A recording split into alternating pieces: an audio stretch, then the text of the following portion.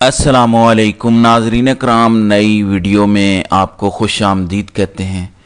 पूरी की पूरी अदालत किस तरह से लेट जाती है और किस तरह से घुटने टेकती है, बेशुमार मिसालें पिछले आपने कई महीनों में देखी कि जजेस किस तरह से भाग गए, जजेस ने किस तरह से मुख्तलिफ मुकदमात के अंदर डिलेइंग टैक्टिक्स इस्तेमाल किए और कुछ ने तो सारी हदें ही पार की और फैसले सुनाए। वो मिसालें तो आप सुन चुके हैं।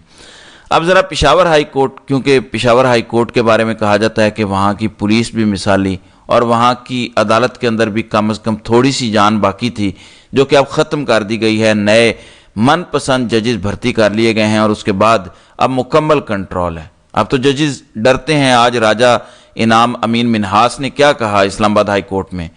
उसने कहा कि मैं कोई ऐसा फैसला नहीं दूंगा, किसी ऐसे बंदे को तलब नहीं करूंगा जिस पर अमल दरामद ना हो सके। लिहाजा आज पेशावर हाई कोर्ट के अंदर 29 दरखास्तें थी जिन लोगों को फौजी अदालतों से सज़ा हुई है, जिनकी शॉर्ट मुख्तसर सज़ा थी 2 साल की। उन लोगों ने पेशावर हाई कोर्ट से रुजू किया और कहा कि उनको रिहा किया जाए, उनकी सज़ा ख़त्म करके उन्हें ज़मानत दी जाए। और मौक़िफ़ ये अपनाया क्योंकि 2 साल उनको हो चुके हैं फ़ौजी हिरासत के अंदर, और कानून के मुताबिक जो ज़ेर हिरासत आपका पीरियड होता है ना, वो भी सज़ा में कंसीडर होता है, सज़ा में वो शामिल होता है।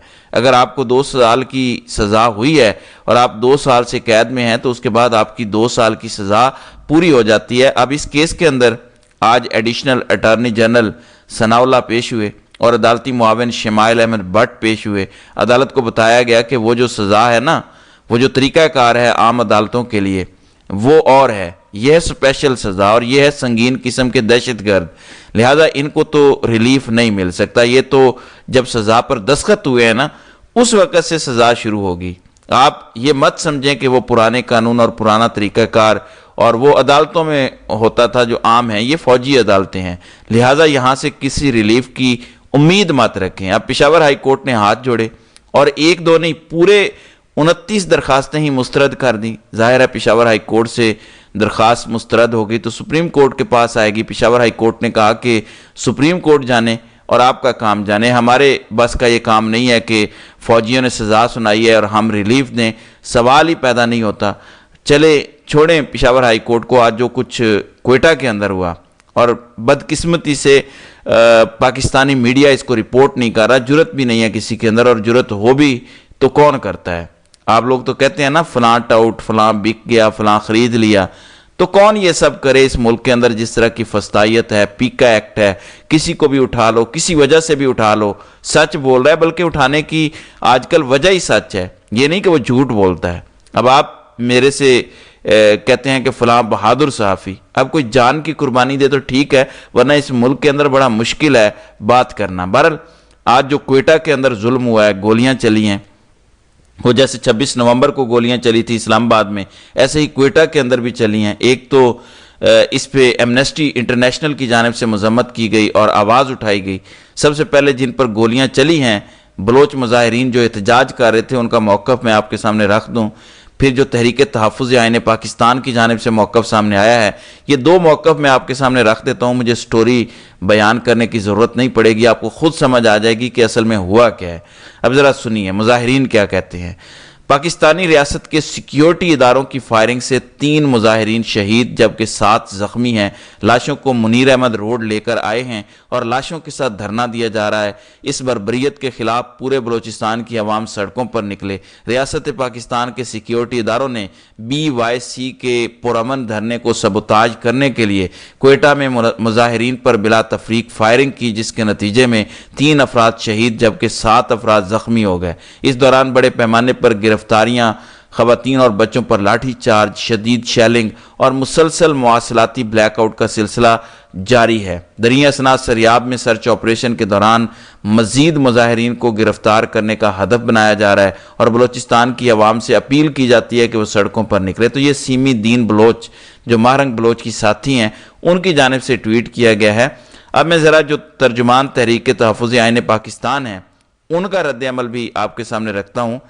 इस सूरत हाल को वो मज़ीद वाज़े कर देगा।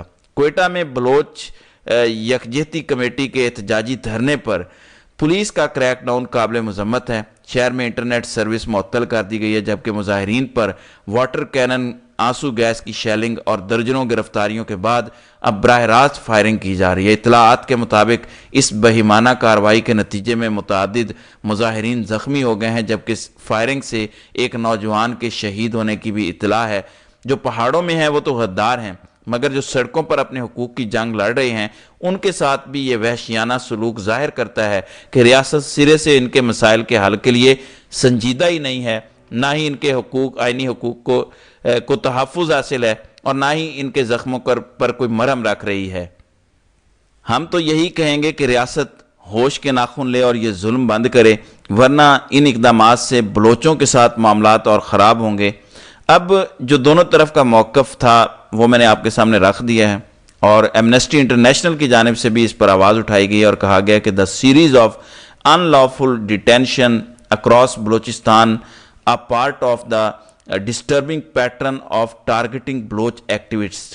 کہتے ہیں کہ جتنی بھی آوازیں اٹھ رہی ہیں وہ ایک پیٹرن ہے جس میں ریاست مسلسل بلوچوں کو ٹارگٹ کر رہی ہے۔ بہرحال اس ساری صورتحال کے دوران زلمے خلیل زاد نے اس پر رد عمل دیا ہے۔ زلمے خلیل زاد بڑی اہم شخصیت ہیں، پہلے بھی اہم تھے، ہم تو پہلے کہہ رہے تھے کہ وہ بڑی اہم شخصیت ہے، لیکن کچھ لوگوں کی ضد تھی کہ نہیں وہ تو اب ایکسپائر ہو گئے ہیں۔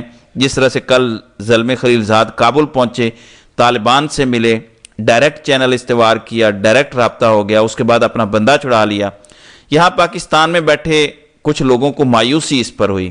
ہم پہلے ایک چینل تھے، پل تھے امریکہ کے لیے، یعنی امریکہ اور پاکستان، اور آگے کابل میں اس سے کارروائی ہوتی تھی۔